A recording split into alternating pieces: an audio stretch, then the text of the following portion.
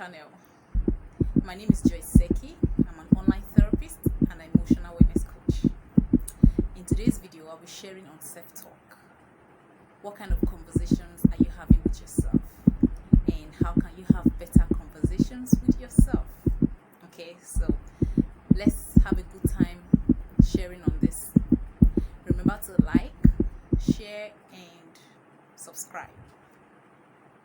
Alright, so let's discuss on self-talk.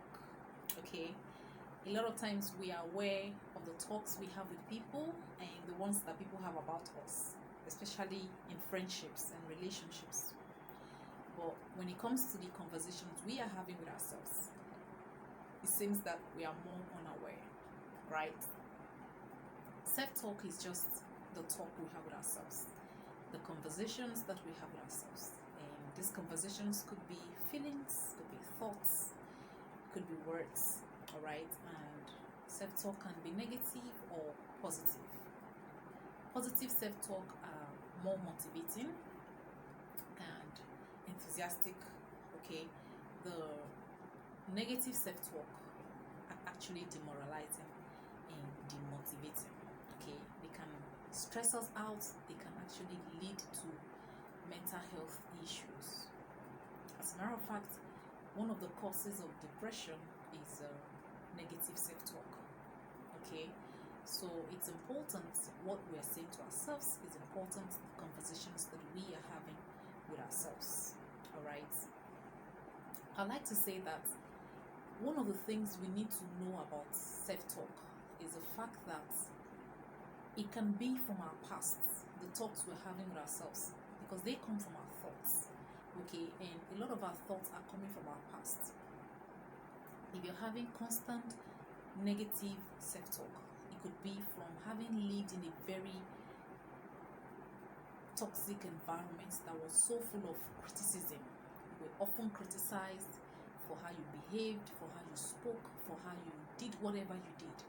All right, when we're children, especially from 0 to 7 years, we can barely analyze or process the things that are happening around us. So whatever happens, it just absorbed on a plain slate. Okay, we see them as the truth, especially when they are happening with people that we look up to, our parents, adults around us, aunties, uncles, our teachers. We idolize these people, and whatever they do or say, we see it as the truth. All right, so if you grew up where these people often criticized you, judged you more than encouraged you, you might have issues with negative self-talk. All right, because this becomes your beliefs about yourself and the things that you actually have accepted that you are. All right, and so this inner critic is always there to condemn you when you fail, to judge you every time you fall, and to remind you of how unworthy you are. And it has a lot of negative impacts on your healing journey. Okay, as a matter of fact, part of our healing is changing our conversations. Part of our healing is learning to have better conversations with ourselves, which is why I'm doing this video. I've worked with many people on this journey of self-talk, and I've realized how important it is. Even with my own life, my own healing journey, this was a critical aspect of it. Changing the conversations I have with myself about myself. Okay, so one thing we must know is that a lot of the talk that is coming from the thoughts we are having about ourselves are from the past, like I said before. And since we always have more than 60,000 thoughts in a day, that's a lot. It means that the majority of those thoughts comes from our past, right? And this could be opinions of other people that we have believed and looked up to. Okay, so to change your self-talk, the first part you must know is that you are not all of your thoughts. You are not all of those opinions.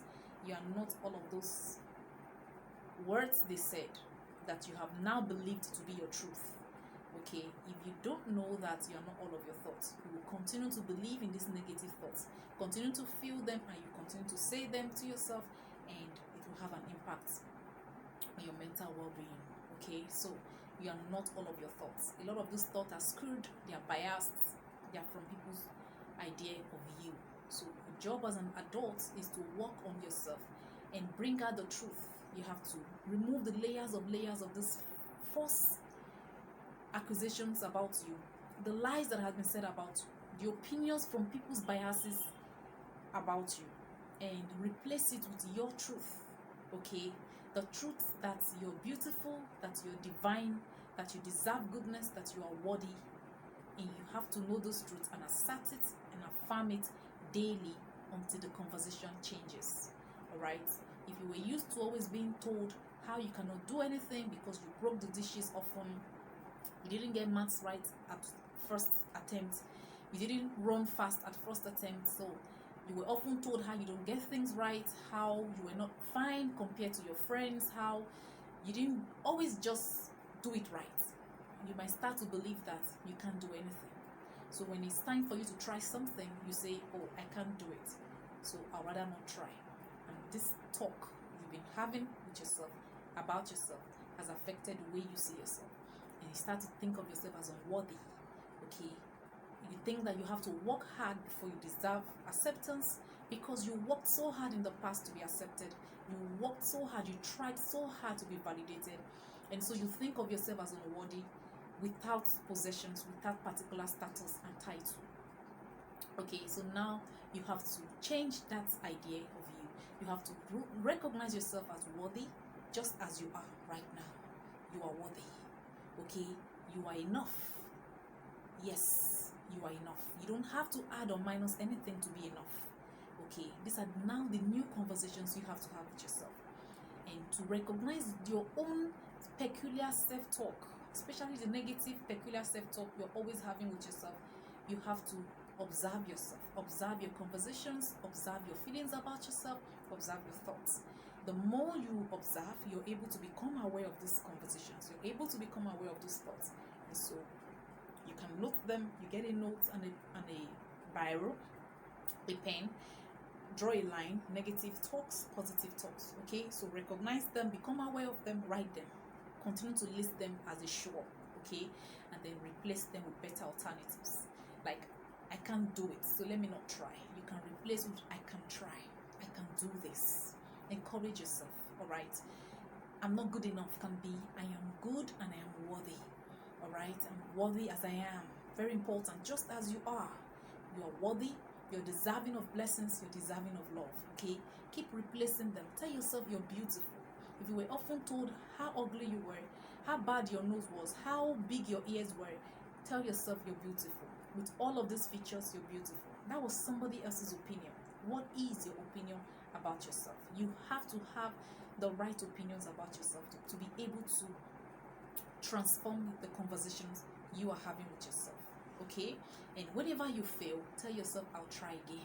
Don't beat yourself so much. All right, remember what we do to friends. When they fail, we pat them up on the back, we lift their hands up, and we encourage them to try again. We tell them that they can try again, they can do it. So befriend yourself. All right, when you fail, rather than staying fixated in that spot where you made that mistake and refusing to move on with life and ruminating constantly over that mistake and beating yourself up day by day until you fall into depression, also lift yourself up and tell yourself that you will try again. Forgive yourself, forgive your mistake, forgive your failings. Recognize that you are human and you are bound to fail. Okay, and try again. All right, be a friend to yourself. Act like a friend. Be your own cheerleader. Okay, the more you do this, is a practice. Remember, you've been doing the other parts for years and it has become a norm. All right, now you're trying to change it. It will take time also, so you have to be patient with yourself. When you improve on your self-talk, you realize that your confidence improves. You have a better and healthy self-worth and self-esteem, and this has a good impact on your mental health and your healing journey. So what you're saying to yourself matters. How you feel about yourself matters. If you feel bad and low about yourself, you continue to attract people of low vibes, people who abuse you, who traumatize you. Okay, you want to give off higher vibrations and connect with people of similar kind. It begins with what you're saying to yourself. It begins with what you believe about yourself. And and this is the way we can deal with it. You have to break that pattern by becoming more conscious of the conversations you're having with yourself, and so interrupting it with better and positive ones, and keep trying it, keep doing it, keep cheering yourself up, keep being your friend on this journey until it becomes the norm. Thank you for watching. Kindly like, share, and subscribe. Until next time, keep being emotionally and mentally well.